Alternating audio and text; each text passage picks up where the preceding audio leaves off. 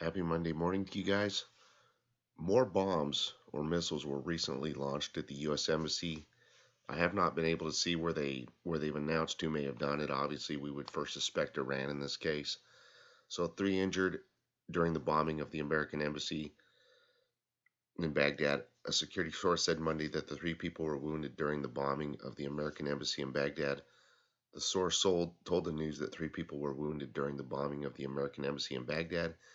He added that the injured people have not been identified yet, and a security source said on Monday the American helicopters have evacuated the embassy staff within the green zone after the missile strike on the uh, American helicopters started to evacuate the embassy staff within the green zone. He added the helicopters flew low within approach of the American embassy in Baghdad. So, and here's some other news for you. This is economic news. Economic and banking advisor to the Association of the Iraqi Private Banks, Samir al-Nasiri, demanded on Sunday that there should be systemic movement. Hold on. Okay, systemic movement to draw a roadmap for economic reform carried out by the elites and economic, financial, and banking competencies of Iraq. That the economic movement is based on several important economic pillars that adopt a new philosophy to manage the economy and achieve the central goal by creating sustainable development, achieving diversification of resources, developing economic and human structure in order to properly build the national economy and build the introduction to the transition to a social market economy. He added in an interview, we need serious work for economic transition and to look to the future to the available capabilities with a realistic and ambitious roadmap that depends on managing and distributing public money in a transparent and fair way, provided that the beneficiary in the results and outputs of the people, that the citizens feel that this national economy resources are dedicated to ensuring a decent life, as stated in the articles of the permanent Iraqi constitution in a way that creates prosperity for society.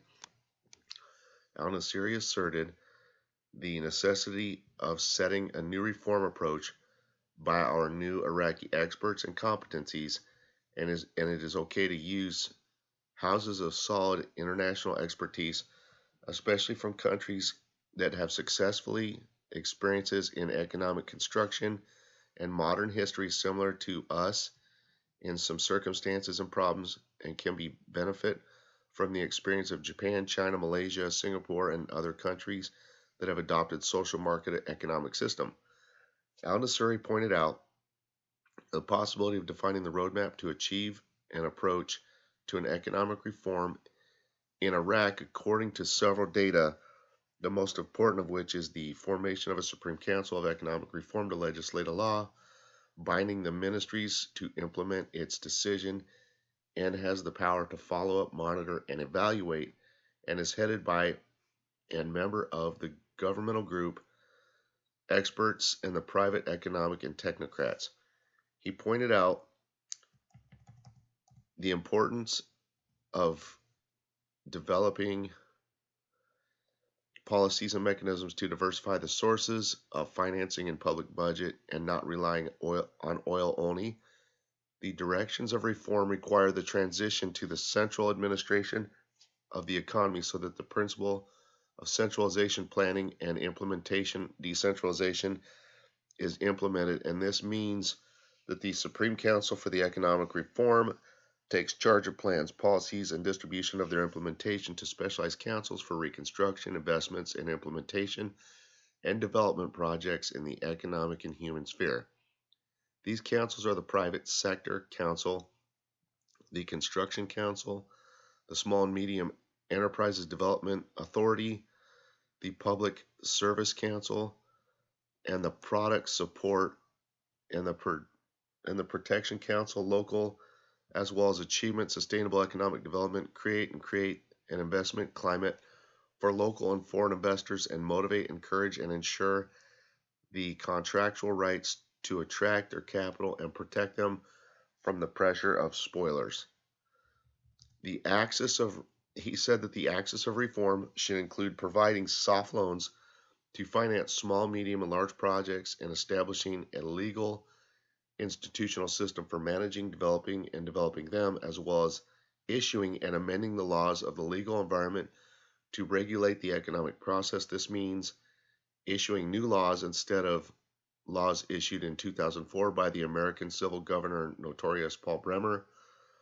On a serious stress the necessity of activating investment in the agricultural, industrial, energy, tourism, services, and housing sectors, as well as working to reform and develop the banking sector through the monetary policy applications and regulating the relationship and restrictions that govern financial monetary policies, as well as the serious approach to the reform, the tax of financial custom systems, handling cases of failure to achieve the required growth rates in national income and exceeding the rise in unemployment and poverty rates.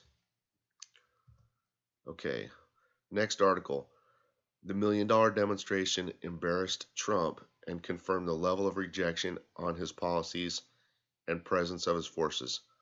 First Deputy Speaker of Parliament Hassan al-Kabi confirmed on Sunday that the $1 million demonstration or demonstrations embarrassed U.S. President Donald Trump and assured him of the level of rejection of his policies and the presence of his forces in Iraq.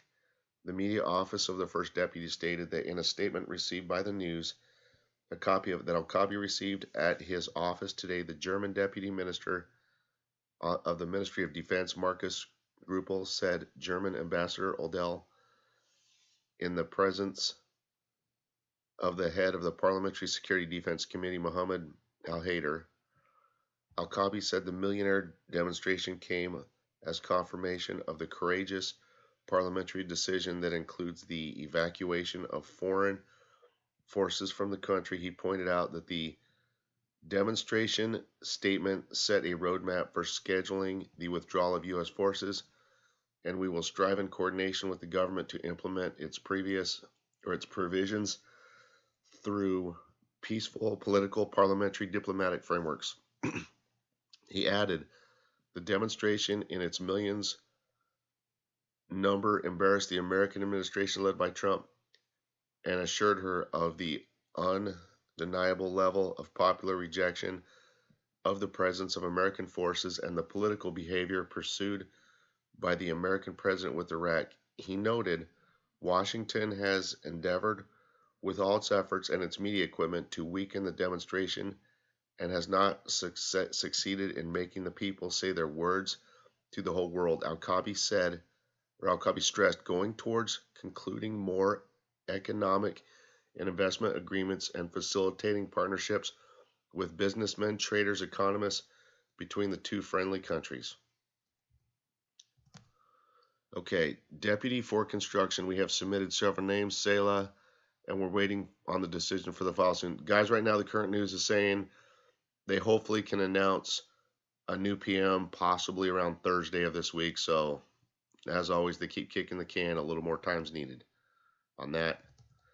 All right.